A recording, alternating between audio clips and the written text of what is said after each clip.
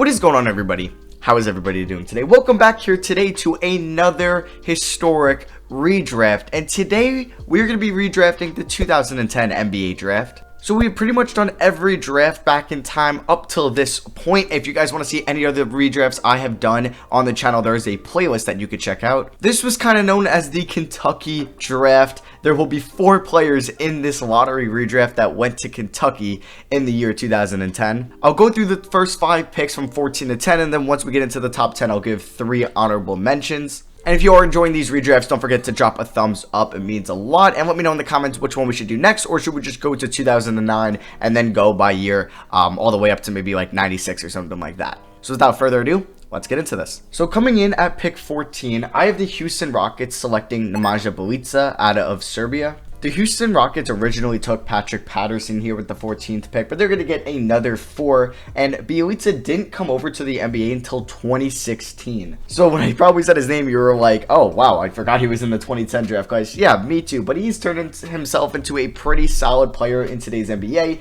He's a good 3-point shooter for someone that is 6'10". He's a good ball handler, and I think like this draft class wasn't the strongest, so I think in a redraft, Bjelica, even if you're not going to get him until he's 27 years old, would still go in the lottery. So he's going to be coming in here at 14 to the Rockets. Coming in at number 13, the Toronto Raptors are going to be selecting Evan Turner from Ohio State. You obviously know that Turner was the 2nd overall pick in this draft, and he was selected by the 76ers, but he's going to go to the Raptors here in the redraft at 13, and Turner has definitely had a disappointing career after all the hype he got out of Ohio State back in 2010. He was traded in his 3rd year in the NBA. He was averaging 17.5 points before he got traded, but he was only shooting 42% from the field and 28% from 3. He ended up in Indiana. Then he signed as a free agent in Boston, where he actually kind of revived his career, and luckily for him, he was a free agent in 2016, where every team was just splurging money, and he ended up getting $17 million a year from the Blazers for basically averaging 10.5 points and 5 rebounds the year prior. And then he was traded for Kent Bazemore in the 2019 offseason. He's technically still on the Atlanta Hawks right now, but he's not going to be in the NBA for probably much longer. Also, my bad, he was in that 4-team trade in February where he is now a Timberwolves. Point still stands, he's probably not going to be in the NBA for much longer. Coming in at pick 12, I'm going to have the Memphis Grizzlies select Patrick Patterson, our first Kentucky player off the board. So I did mention Patterson a little bit earlier, as he was selected by the Rockets 14th. The Grizzlies ended up taking Xavier Henry here with the 12th pick. Patterson is still in the NBA and has been on some good teams over the last couple years, playing for the Toronto Raptors in 2017, the Thunder in 2018 and 19, and is on the Clippers at this moment. He's not the greatest power forward in the league, but he's somebody that can give you veteran minutes off the bench and just not really hurt you at all. He's actually expanded his range over his career, not taking any threes in his time in Houston, but over his career, he has been shooting 35% plus from 3 over the last 6 seasons, taking about 2 to 3 threes a night, which is very solid from a power forward and something you would love to have coming off your bench, especially if you're a good team in the NBA. So he's been very valuable over his 9-year career as a rotational player. He's coming in at 12 in the redraft to the Grizzlies. Coming in at pick 11, the New Orleans Hornets are going to be selecting Avery Bradley from Texas. The Hornets' original 11th pick, Cole Aldrich, really didn't turn out to be all that good in the NBA, so this would be an upgrade, even though Aldrich was traded to the Thunder on draft night. But speaking about Bradley, it depends, like which Avery Bradley you're going to get. Are you going to get Clippers Bradley? You're going to get Boston Celtics Avery Bradley? You don't really know, depending on who's coaching him, because his first 3 years in Boston were inconsistent, but from the years 2014 to 2017, in those 4 seasons, he averaged 15 points, 4 rebounds, and over a steal a game, and was one of the better perimeter defenders in the NBA. He shot over 37% from 3, and he was looking like to be one of the more valuable perimeter defenders to have on your team, and he was somebody that can knock down a 3 and play elite defense at the same time. But then he got traded for Marcus Morris in the 2017 offseason. He was okay in Detroit, nothing special, but then he was in the Blake Griffin Tobias Harris trade. He was not good at all pretty much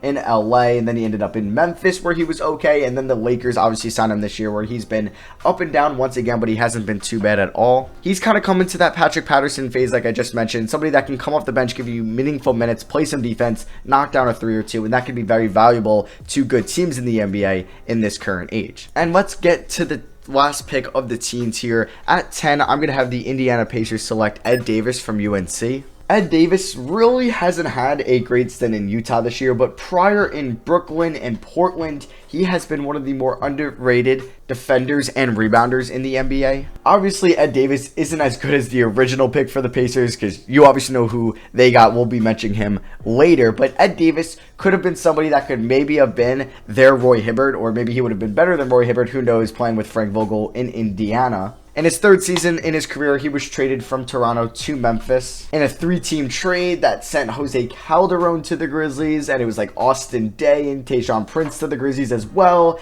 There was just a lot of moving pieces. And then Calderon ended up moving back to Detroit, and then Rudy Gay was traded to Toronto. But he was dealing with injuries this year. That's why he's been a disappointment in Utah. But knowing from what we know in Portland and his Brooklyn days the last 4 years, he is a very underrated rim protector slash rebounder in the NBA, and I think he could still be valuable. He's only 30 years old, so I think he'll definitely be still a valuable piece for the next 3 years. So yeah, I do have 3 honorable mentions that you could put between picks 10 and 14 if you would like. The 3 are Grievous Vasquez, who was drafted 28th by the Grizzlies, Lance Stevenson, who was drafted 40th overall by the Pacers, and Trevor Booker, who was drafted 23rd by the Minnesota Timberwolves. Now let's get into this top 10 now. Alright, so coming here at pick 9, I have the Utah Jazz selecting Al-Farouq Aminu out of Wake Forest. Like the Pacers pick, the player they originally drafted was a lot better than their redraft pick that we'll get to in a little bit. But Al-Farouq Aminu has been a solid NBA defender and 3-point shooter throughout his career. But speaking about his 3-point percentage, he wasn't the greatest shooter in his first 5 years, only shooting 28% when he was on the Clippers, the Hornets, and the Mavericks. But then in his next 5 years playing for the Portland Trailblazers, then recently getting a pretty solid deal from the Magic in the 2019 offseason, he has been shooting about 35% from 3 on 4 attempts a night. He's a defender that can guard 3s and 4s and sometimes 5s depending how strong they are on the offensive end. Like Patrick Patterson, like Ed Davis, and like Avery Bradley, he's kind of more of a specialized role for good teams coming off the bench, somebody that can maybe knock down a 3 or 2 and play some good defense, guarding some 3s and some 4s and maybe some 5s depending on who you're playing. He's going to go at number 9 here in the redraft to the Utah Jazz. Coming here at pick 8, I have the LA Clippers, who originally took Al-Farouq Aminu, selecting Greg Monroe from Georgetown. Greg Monroe is actually 4th in win shares from this draft class, which is kind of wild because he hasn't been a productive player since 2017. But yeah, throughout his first 5 years in the NBA in Detroit, he was looking like he could be one of the league's best big men. He was averaging 14.5 points, 9 rebounds, over a steal a game, over 2 assists a game, and shooting above 50% from the field. And then he got that massive deal from Milwaukee in the 2015 offseason and just wasn't good for them at all. He played 165 games for the Bucks in 3 seasons and was averaging 13.5 points, 7 rebounds, and shot 52% from the field. Not bad box score numbers, but his defense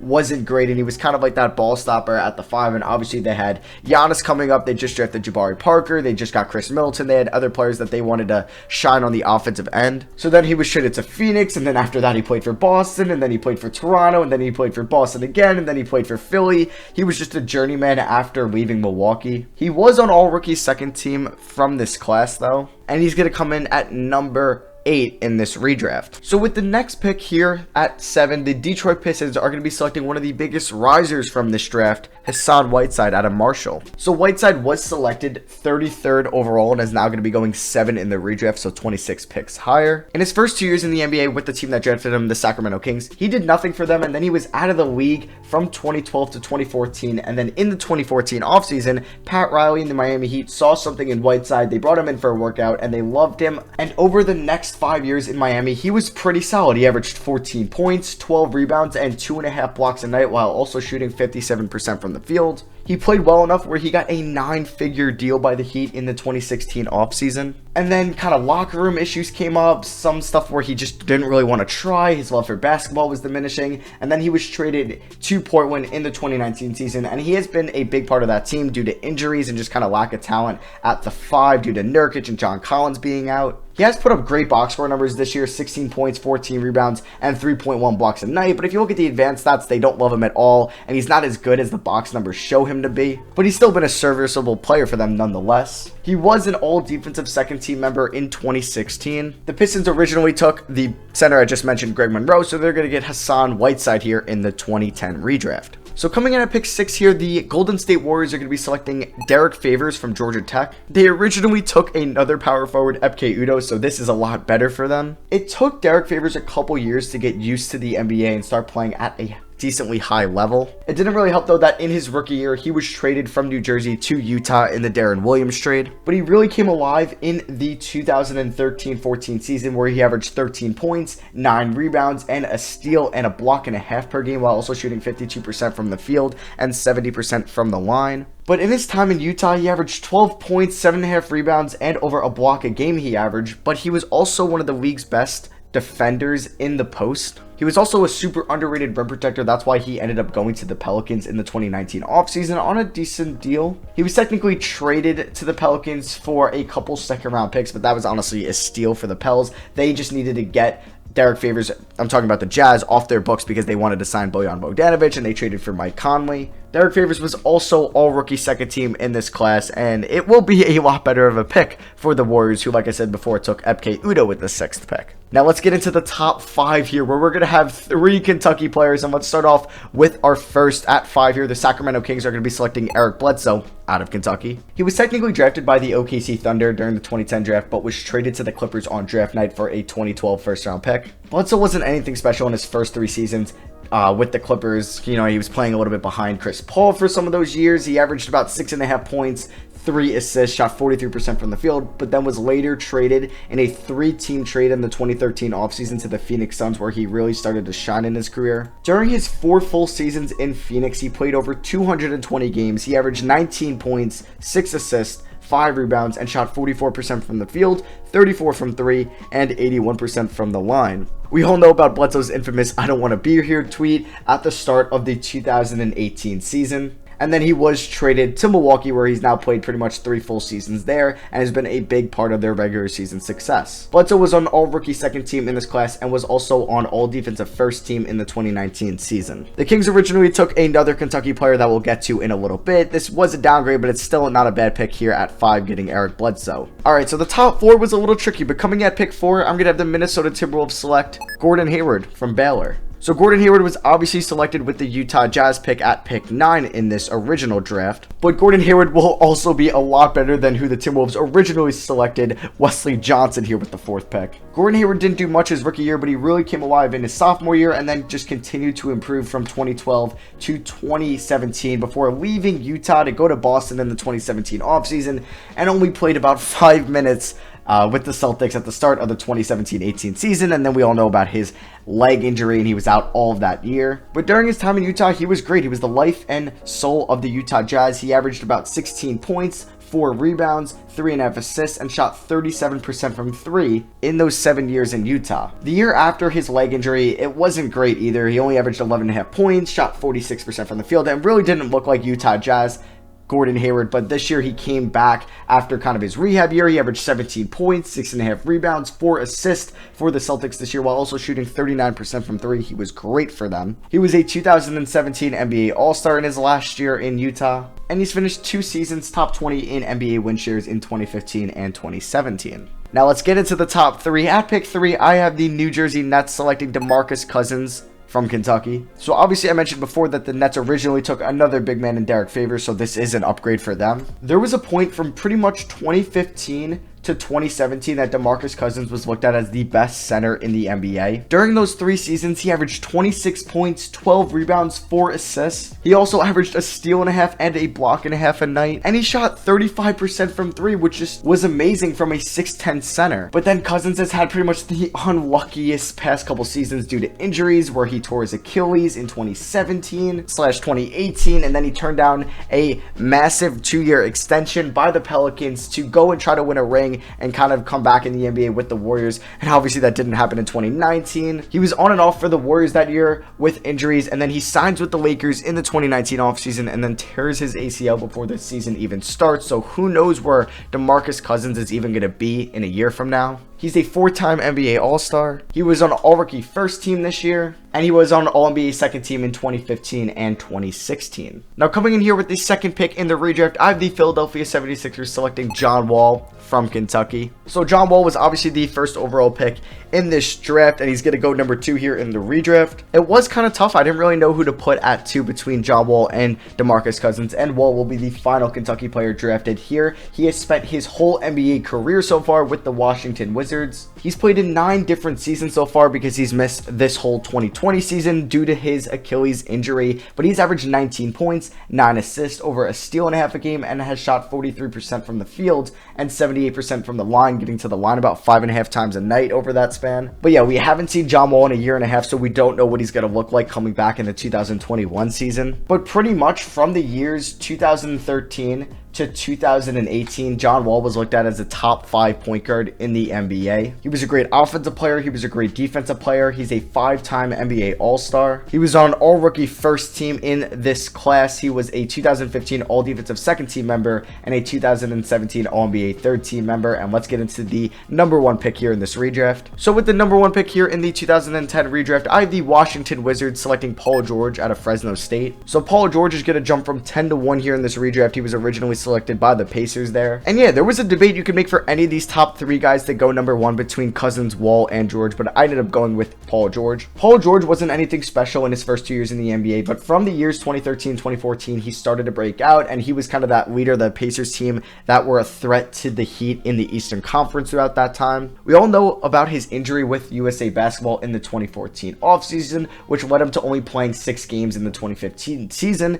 but from the years 2016 to 2020, so in that 5-year span, he has averaged 24 points, 7 rebounds, 4 assists, 2 steals, and has shot 39% from 3 on 8 attempts a night. He was also 3rd in MVP voting in the 2019 season. He was the 2013 Most Improved Player. He's a 6-time NBA All-Star. He was on All-Rookie Second Team in 2011. He's been on All-NBA Third Team 4 times and All-NBA First Team once. That happened in 2019. He's been on All-Defensive Second Team twice, All-Defensive First Team twice. He's one of the better two-way wings in the NBA, and he's going to come in at number 1 in this redraft to the Washington Wizards. So yeah, that is my redraft. Let me know what you guys think of the redraft in the comment section below. It's also kind of funny that nobody from this class ended up winning Rookie of the Year. It was Blake Griffin, who was selected a year prior, but he didn't play at all in the 2009 season. Drop a thumbs up if you guys do enjoy these redrafts, and I will do the 2009 next if you guys want to see that one. It was probably a better draft than this 2010 one. So yeah, I hope you guys did enjoy. I love you guys, and I'll see you guys next video. Peace.